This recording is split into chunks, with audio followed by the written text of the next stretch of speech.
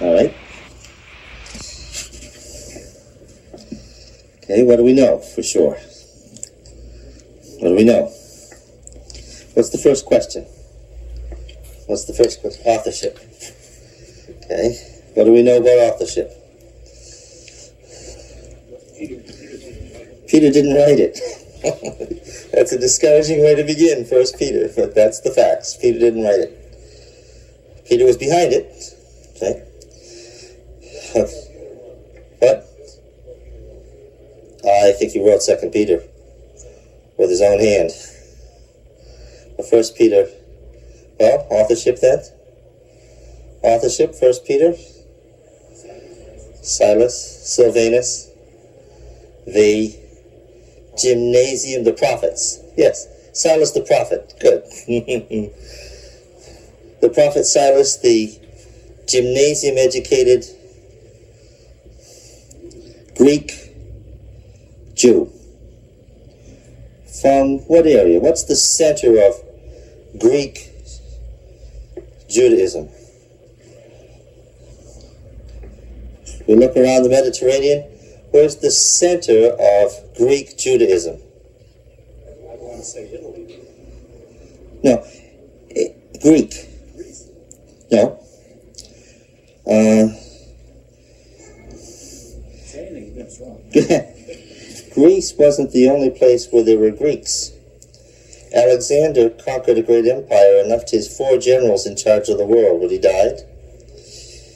And one of those generals founded a city in Egypt because his share of the Alexandrian empire was Egypt. Right?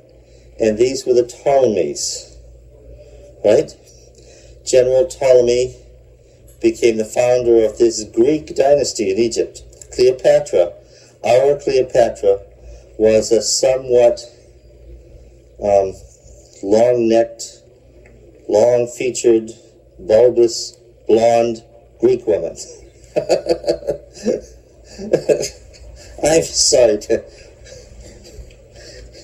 Well, we have pictures of her. She wasn't the movie star of late fame. She was who she was, and her pictures won't go away. And she was a Greek. And what was the great Greek city in Egypt?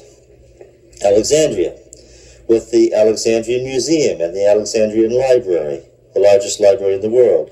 We said the Septuagint was translated as the first great translation of a foreign work in history, translated into Greek at the request of Ptolemy III to join his library. Why did Ptolemy III want a copy of the Jewish scriptures? Because Alexandria had 1 million Jews in it. 1 million Jews in Alexandria.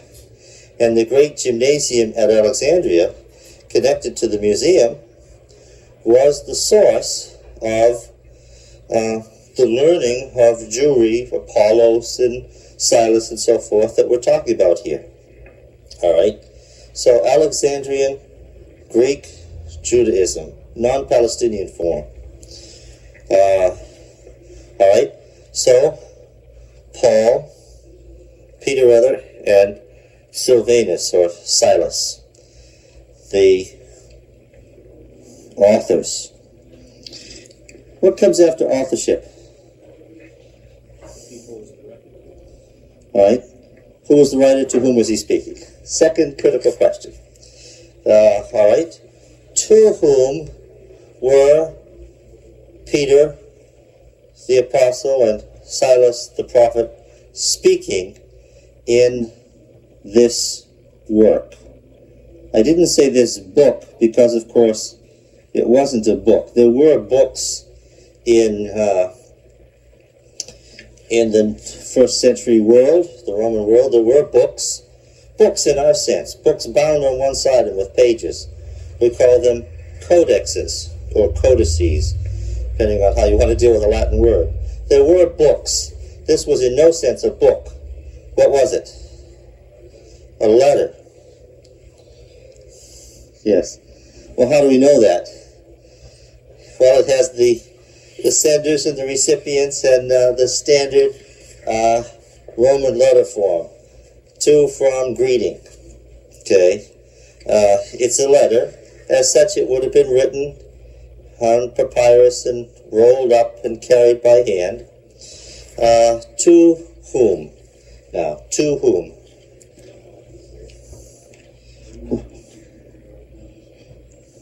Well, exiles is a better word. You said exiles. The exiles of the dispersion. This is a technical term. What is implied by this exiles of the dispersion in Pontus, Galatia, Cappadocia, Asia, and Bithynia? Where are these places? They're still there. Meaning, what country? Turkey. This is most of modern Turkey covered here. What is the implication of the phrase, the exiles of the dispersion?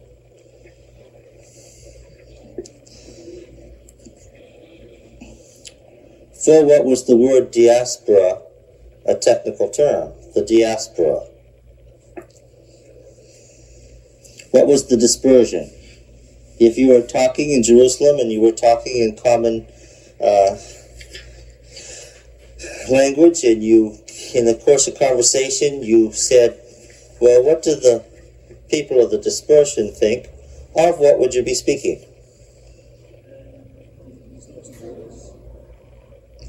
Dispersed Jews. For instance, there were more Jews in Alexandria than in Judea.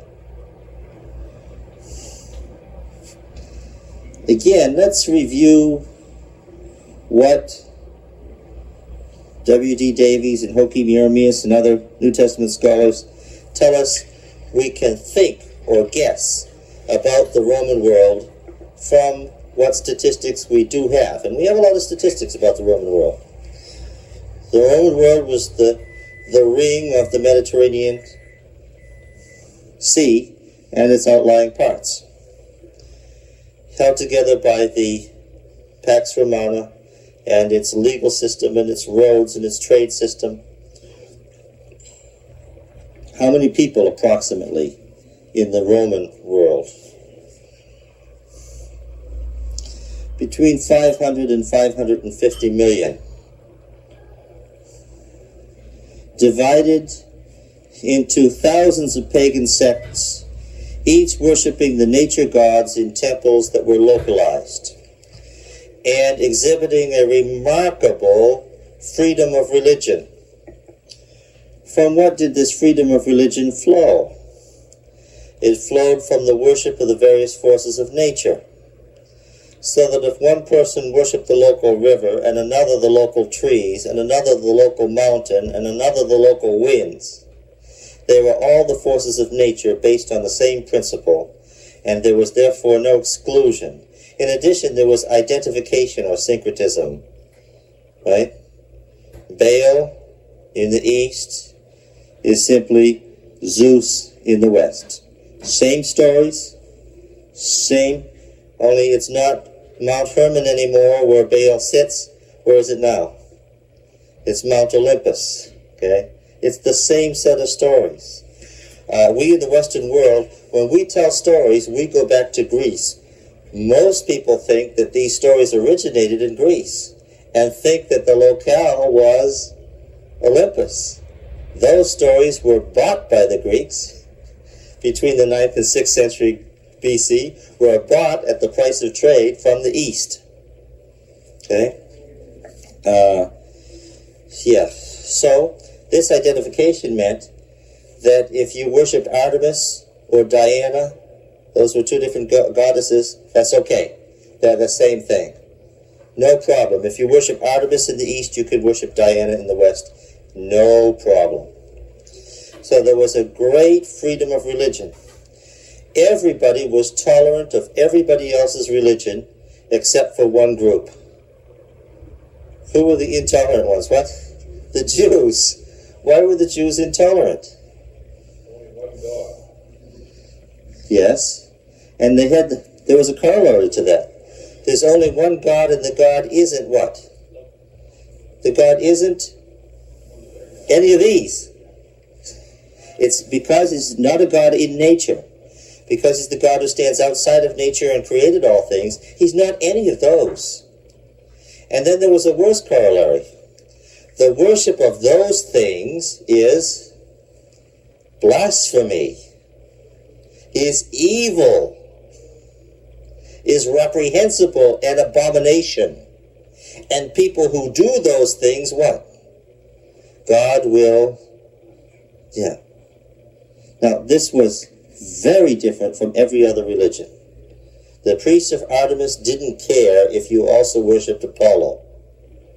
But the priests of Judaism cared a lot if you worshipped anything other than Jehovah. That was what they wanted to tell people. Now, could the Roman world escape Judaism? Well, Judaism was over there in Judea, right? No. Where was Judaism? Everywhere. How did it get everywhere? Well, initially it had gone east because of the exile, the Assyrian and Babylonian exile. How had it gone west? Following trade. The Jews in the exile in the east became business people. And their trade in the east, in Persia, in what had been Babylonia and Assyria, led them west. Straight across through the entire Roman Empire. Now again, what did it matter what the tiny Jewish religion said about anything? There were thousands of sects. What did it matter what the tiny Jewish sect said about anything? Well, they were wealthy, yes. They could control a tremendous amount of the wealth of the empire. What else? Wherever there's wealth, there's political influence. What else? Yes? Yeah. There wasn't... Well, Diana might have had many temples in many places, unrelated to each other. In Judaism, not only was there one God, what else was there? One temple, one ritual, right? And more than this, as to numbers, the 1,000,000 Jews in Alexandria meant what? While it may have been a minority, it was 40% of the population. What does that mean? If you have 40% of the population in a cohesive religion, and you have 60% of the population in divided religions, then what do you have? You have the majority religion.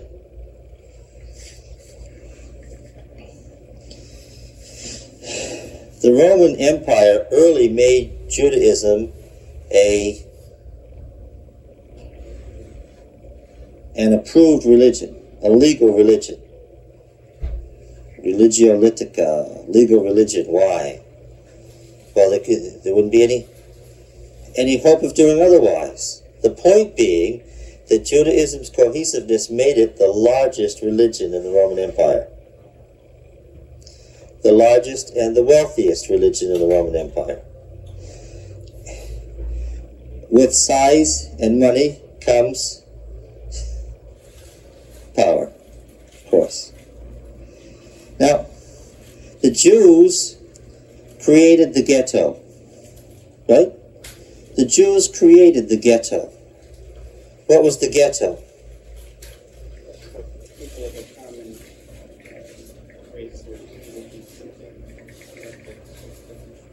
Oh, but the Jews created it. It's much more specific than that. What was the ghetto? Not a ghetto, but the ghetto. What was the ghetto?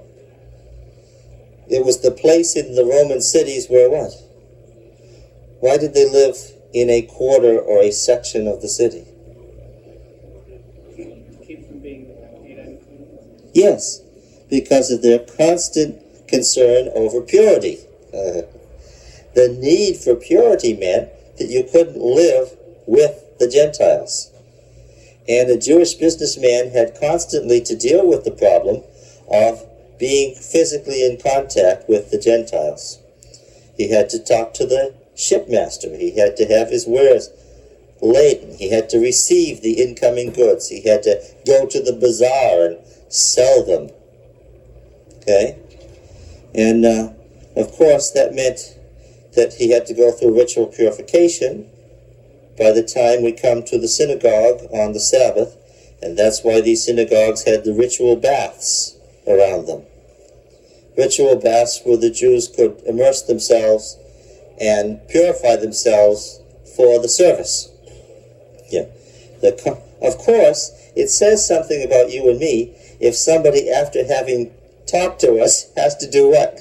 Take a bath. Yes. If being around us means that they have to go wash, what does it say? You, by definition, are an unclean, inferior person. Yeah. Now, the Jews' cohesiveness in this great ghetto in every city meant that they were very visible and easy targets. Somebody who's different, between sameness and difference, the human mind goes towards sameness. Yes, there they were different. They were very different. Were the Jews different? Yeah, they were very different. Then we have to say something about the Jewish religion in its defense in all this. The Jews, by their actions, implied that they were better than the rest of the world, that they were morally better. When we look at it, what do we have to say? The Roman world was a mess, morally. It was wonderful as far as trade or politics. They imposed a great peace that lasted for 2 centuries on a wild world. There were many things wonderful about the Roman world, but morally it was a mess. And what could you say about the Jews as a people by comparison? As a people, as a whole, although they had great hatreds internally, as a whole they were far and away, far beyond anything else in the Roman world. Their social structure, their family structure, their internal organization, their constant goal of upholding the law, and their constant exposure to scriptures made them by far the people that you would want to associate with. Did this influence the Roman world? Yes, it did. In 2 ways. A great many converts to Judaism. Now, a Gentile being converted to Judaism went through a total change. A change in religious beliefs from many gods of nature to the one God who stands outside of nature, and a change in culture. What sort of things changed? Diet. Yes, absolutely. Becoming a Jew meant you became a vegetarian. Why? First of all, the law so proscribed the use of meat that you virtually could never use it under most conditions. But what more than that? In the Roman world,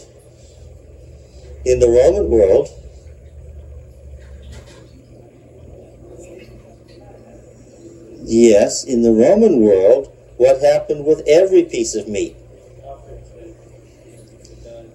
It was offered to the gods. And in Jewish law, what? Could never touch anything that had been dedicated to the pagan gods.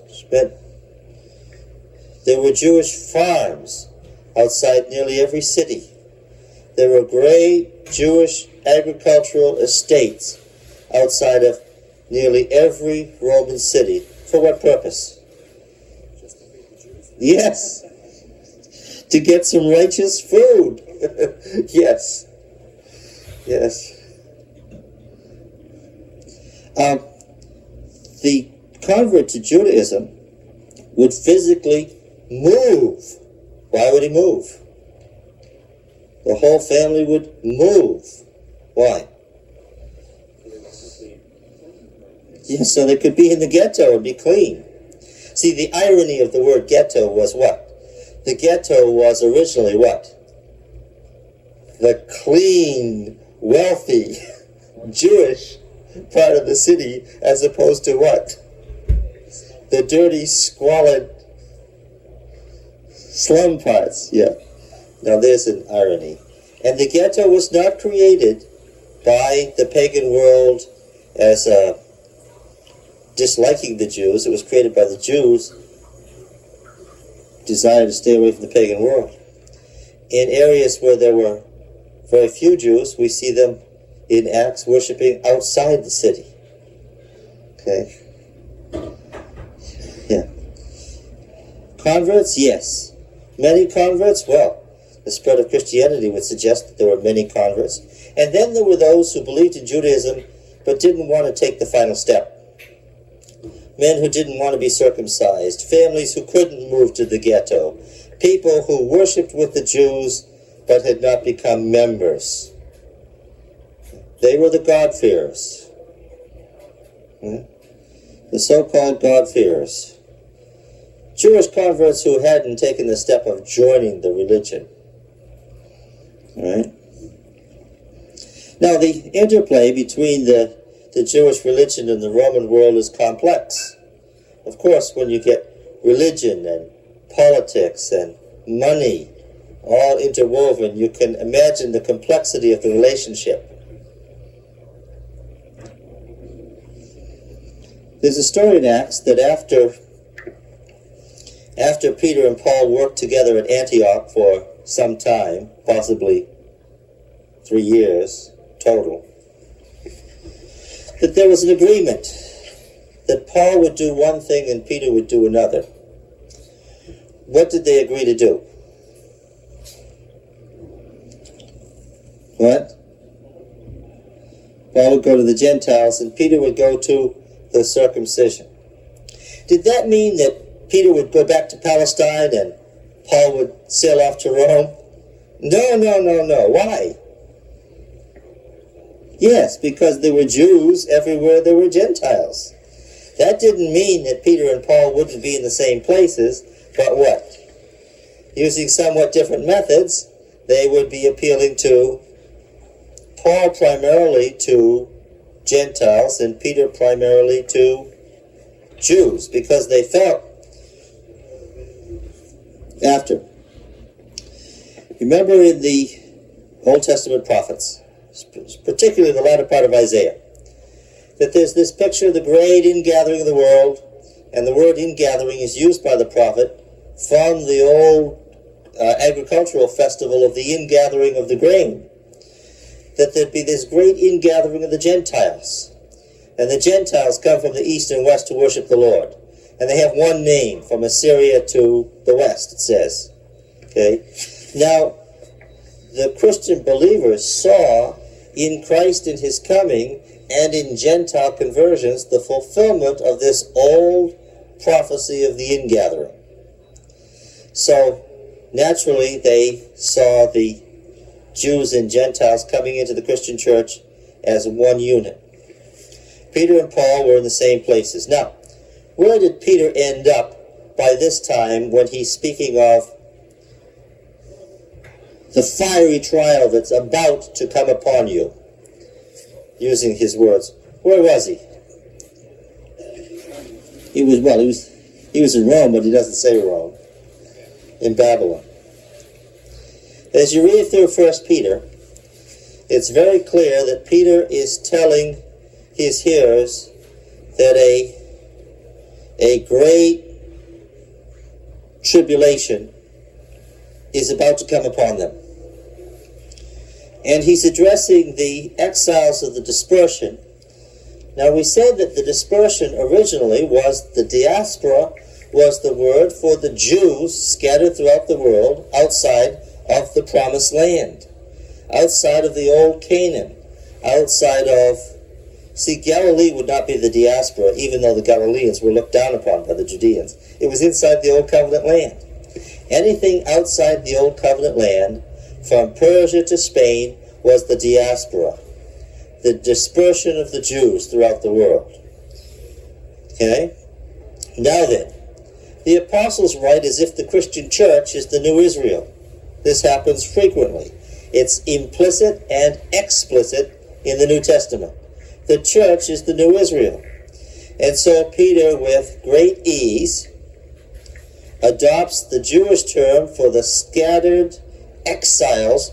Well, why were they exiles? Well, they were outside the covenant land. These Jews living in Rome considered themselves exiles. They may going to be living there all their lives, but what? They're the exiles. That's the homeland back there. The diaspora is the scattered Jews. But here, who is it? It's the scattered Christians.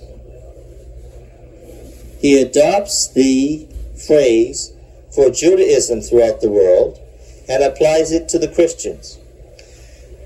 To the exiles of the dispersion in Pontus, Galatia, Cappadocia, Asia, and Bithynia. All right. Where's Pontus? It's still there. The point is still there. The point juts out into what body of water? No. Where is Pontus? The point. The capital of the place is located on the point. The point juts out into what body of water? I said.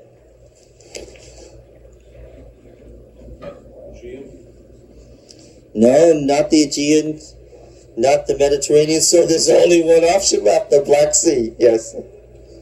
You'll remember that Turkey is bordered on the north by the Black Sea. On the west, it connects to Asia, on the east, the Aegean, and on the south, the Mediterranean. So having eliminated the Mediterranean and the Aegean, we go to the Black Sea. This is northern Turkey, along the coast of the Black Sea. These are names for areas or districts that covered most of modern Turkey. They're not exactly the political divisions that the Roman Empire had made up of the same name. You see, there was a Roman province entitled Bithynia-Pontus, and that's how it's always referred to, Bithynia Pontus. But this starts at the top and works around in a giant circle. If you included everything that was in these areas, you'd have all of Turkey. From Pontus, down the mountains to the south and east of Pontus through Galatia, and basically eastern Turkey, down to Cappadocia on the southern coast, along the south of Turkey, Asia Minor on the west coast, and finally back up to the northwest side of Turkey, where you would be at Bithynia, which had been joined in 116 BC to Pontus as one Roman province. Yes? Now, after he finished writing this, he gave it to somebody. That somebody then made a circuit of all this territory. Yes. In every church or synagogue as he went? Yes. Or did they just make a bunch of copies and have it? No. This was an encyclical. An encyclical was not an unusual thing. If the Roman emperor wanted to tell all the governors in the East a certain thing, what would he do? He wrote it to all of these people, and it was an encyclical that what? Was taken by the apostle to areas. Who might have been, can't prove this, who might have been Peter's apostle? Mark is a good option. Mark might have been Peter's apostle with this encyclical. It could have been Silas. Yes. Who wasn't there when Peter wrote a second follow-up letter. It could have been Silas. I lean toward Silas. Now, this leads to an interesting question. It's conjecture, but I don't think it's very conjectural. Why didn't Peter go? He couldn't. Peter had to stay in Rome for two reasons. His work was in Rome, and the emperor invited him to stay in Rome. Did the emperor of the time know who he had? Did he know that he had... I hesitate in behalf of your Protestant minds. Did he know that he had the head of the Christian church? Oh, sure he did. Now, another question. Why these Christians? Why Asia Minor? Why Turkey? Why all of Turkey? Why not the Christians in Judea? Why not the Christians in Italy? Why not the Christians in Africa? Why here?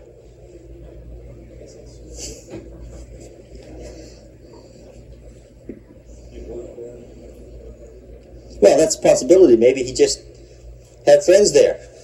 Maybe they were near and dear to him because he had worked there.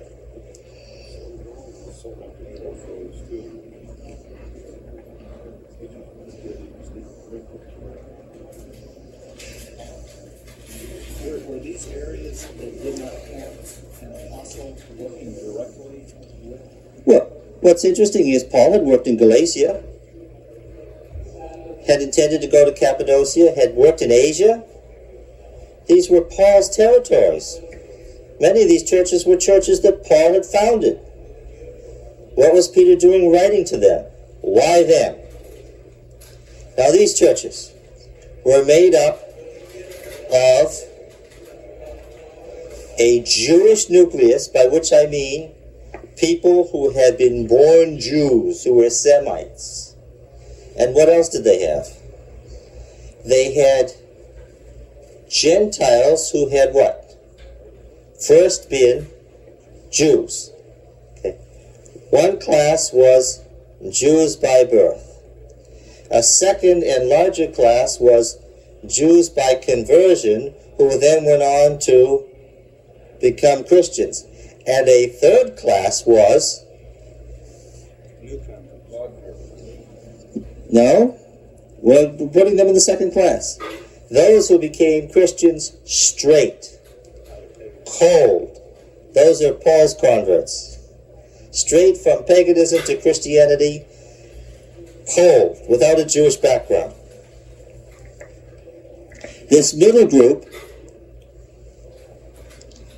the first group, Jews by birth, and the second group, Gentiles who had become Jews, were Peter's responsibility. Paul's was the direct converts. Why here? Because a great tribulation was about to come on the world, according to Peter. And because most Christians in the Roman Empire were where? They weren't anymore in Palestine. Oh yes, there was still a Jewish Christian church numbering several thousand that continued to center right in Jerusalem till just before its destruction. But they weren't most Christians. Most Christians weren't in Samaria. They weren't in Antioch. They weren't in Rome. Another question.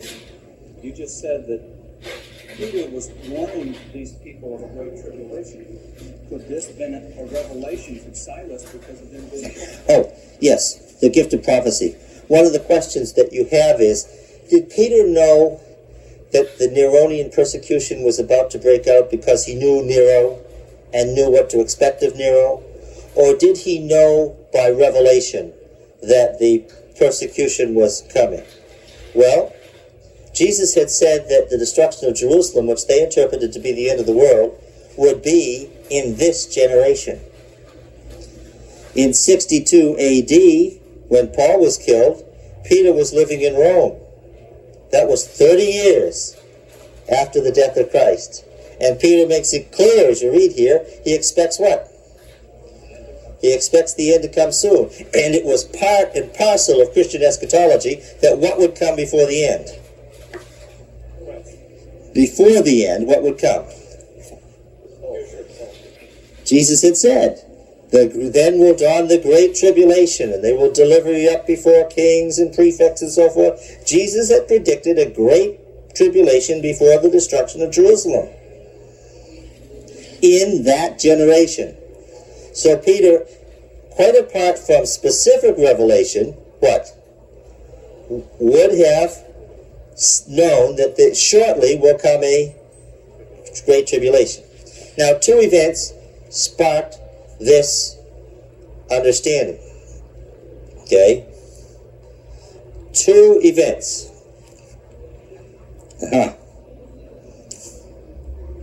We interrupt to note the importance of the offering plate.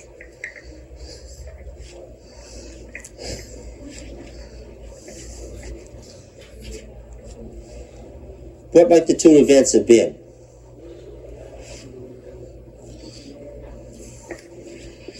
Oh, did I make it clear? I was leading in a certain direction. I'm not sure I made it clear.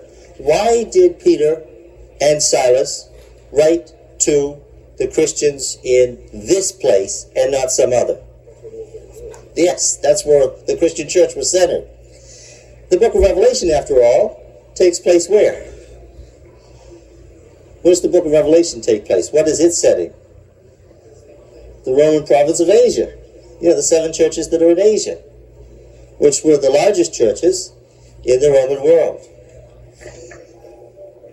It's no surprise that the Apostle John ended up there. Why? That's where most Christians were. You follow? There were some Christians at Rome. Peter was at Rome. Ultimately because he was a prisoner, but even before that, because he had to be there. Why? But why was it necessary to be there? Huh? Yes, because of the very importance of the capital of the Roman world to the Christian church.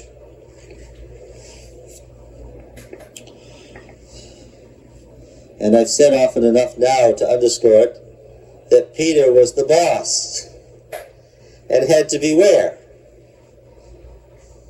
these important things were happening. Now, what happened just prior to this that would have indicated to Peter that the time of the tribulation had come? What caused him to write this encyclical? Oh, by the way, when he wrote it and sent it to Asia, I'm sure they kept a copy and they knew what Peter was thinking right there in Rome. It's in the Western Canon right from the beginning.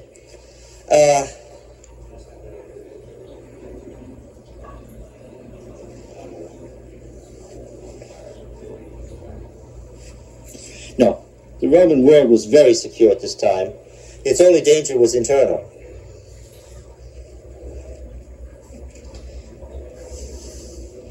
Let's see, there was Caesar Augustus, and when he died, his son Tiberius took over and reigned well for many years, right?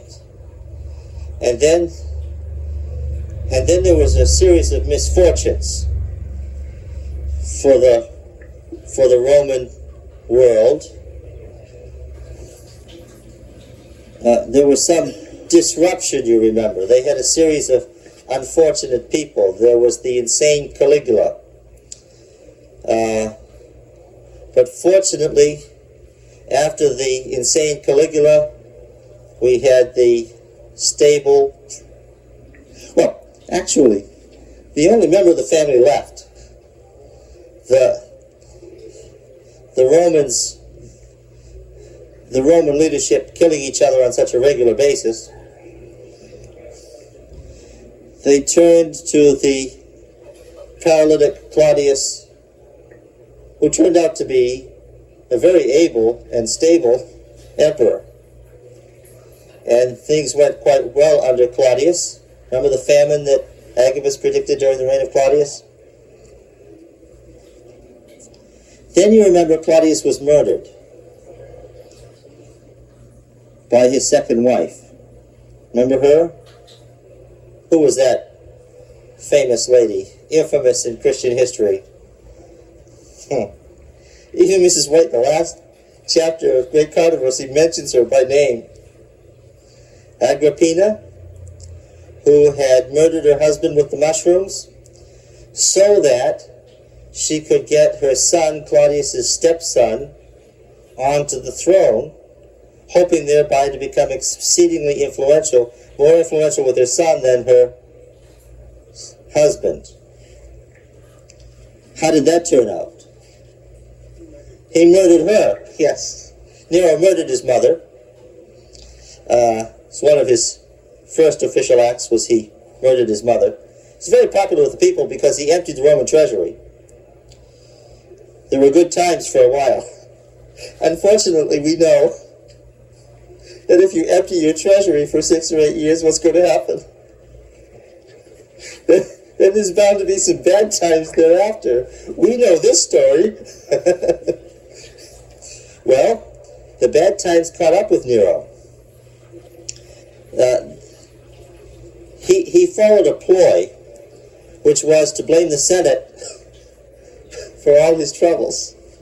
When the treasury ran dry, he said, well, the Senate spent all the money.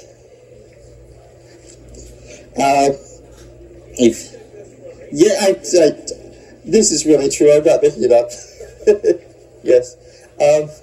Eventually, that didn't work either. He fled to Greece. The Senate sent an army to get him. He killed himself, or asked himself to be killed, saying, what a great poet and musician dies in me. But in 62 AD, a far more serious event, Paul was tried before the emperor the second time. And what emperor was it? Nero. If it had been Claudius, everything would have been okay. But the half-crazy young Nero, I mean, this is absurd to think of Paul being tried by Nero. Nero was one of the worst people in history, and Paul was one of the greatest in history. Jewish Sanhedrin was to be blamed for it. Well, that's true. That's correct. That's right. It was the Jews who had done this to Paul. Why? They wanted him out of the way. But why? Because he made converts to Christianity that didn't have to follow the Jewish law. Peter was there. Paul was murdered by Nero.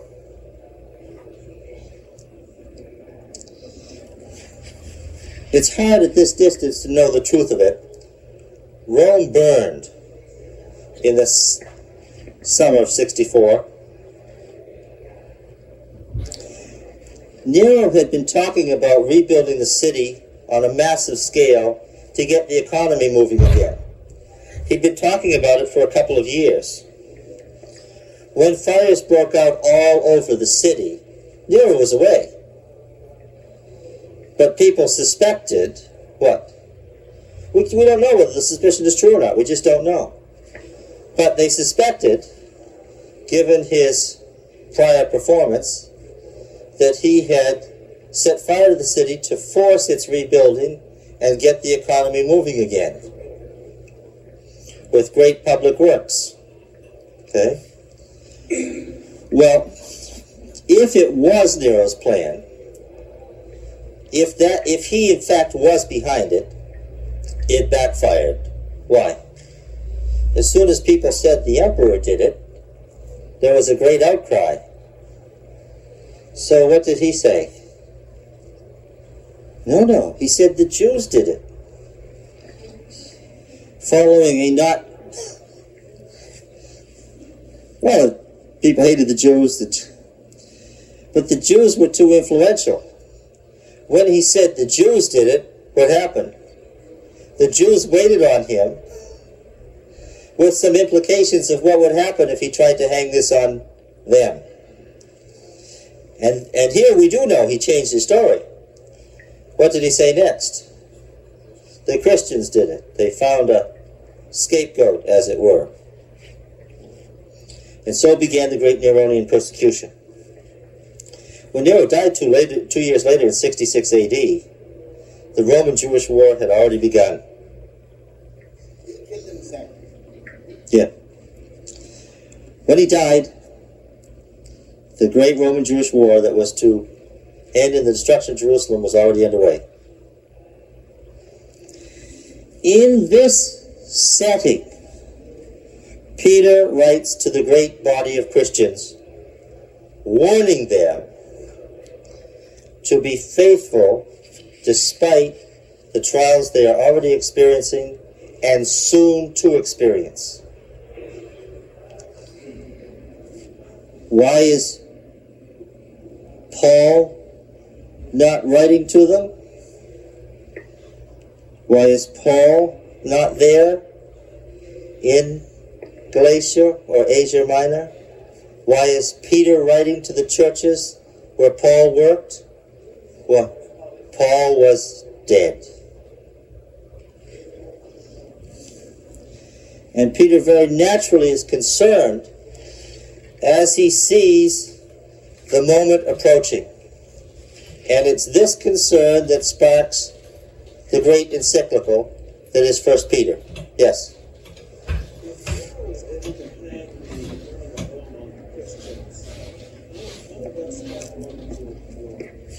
No. The Roman Jewish War was sparked by messianic movements. The Roman Jewish War was sparked by the murder of James by Albinus, a related event of persecution. But the Roman Jewish War was not caused by Nero saying anything about the Christians. Peter, an apostle of Jesus Christ, to the exiles of the dispersion in Pontus, Galatia, Cappadocia, Asia, and Bithynia. The whole of Turkey. Whoever took this letter had a long, long trip to make. How did they go in those days? By foot. Yeah. They hated horses. Saddles hadn't been invented yet, and therefore horses were very difficult to ride. And only the Roman army trained, only the equestrian part of the Roman army trained in riding horses would think of riding a horse. They used horses all the time for what? To pull carts. The rich went in carts, but most people didn't like going in carts. Why? They hadn't invented one little thing that made a cart really useful. What was that? Springs. They didn't have springs yet. They had these wonderful Roman roads which were paved with stone, generally 18 inches thick. But what does that mean? Every 2 feet there's a bump. If you're going to go 1,000 miles and you don't have springs, you would rather walk than go in a cart or on a horse. Some of the wealthy were carried in litters, and some went on mules. How did they go? Yes.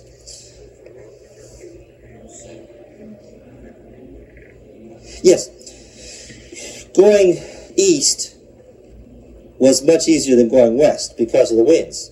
And the Roman ship had but one square-rigged sail, so it was slow at best. A tailwind was great. You could get from Rome to Turkey, you could get up to Pontus all right, and it wasn't impassable. There were good Roman roads. It was just a long, long walk. All right. To the exiles of the dispersion in Pontus, Galatia, Cappadocia, Asia, and Bithynia, leaving off at Bithynia because that's where you would take ship to go back to Rome, which clearly the person taking this letter was intending to do, chosen and destined by God the Father and sanctified by the Spirit for obedience to Jesus Christ and for sprinkling with his blood. You notice the Trinity in the greeting? Chosen and destined by God the Father, sanctified by the Spirit, for obedience to Jesus Christ and for sprinkling with his blood. Where was the blood sprinkled? Where was the blood sprinkled? If you ask me that personally, I will answer you. Sprinkled in my heart. Okay. Where does it come from? Well, I'm looking for background now. Where does it come from? Huh? Before the mercy seat. And also at the base of the altar. Originally, this word for sprinkling is the Septuagint word for putting it on the lintels of the Passover. But by the first century, Jews did not put the Passover blood on their lintels anymore. Hadn't been done for centuries. The Passover blood was sprinkled only where? In the temple. This is part and parcel of that theology of the New Testament, that the church is what? That the church is, the blood was sprinkled in the temple only in the first century, that the church is the temple. The temple. It's one of the major themes of the New Testament. The church is the temple. When you're measuring the courts in Revelation, measure the outer court. What are you measuring? You're judging Gentile Christians. The church is the temple. And you are the temple. Yes. And that our answer to your question a moment ago, that the sprinkling of the blood is my acceptance of the blood of Jesus Christ for me. Yes. The sprinkling of the blood at that time in the temple is only a figure of what Jesus Christ would have done and did for you and me. That's right.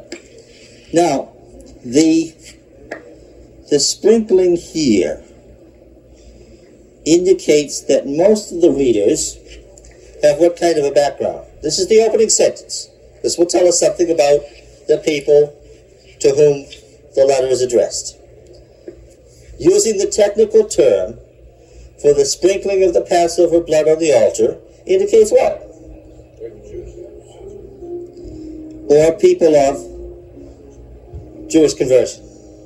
Yes, that's right. Who have a background in the Septuagint, for whom the Old Testament, the Septuagint, the Old Testament in Greek, is the Bible. All right? So, he's telling these people that they were predestined to be obedient to Christ. Right? Now, what does he say about the coming tribulation? And what does he tell them to do about it? Well, that's further down the road. Thank you.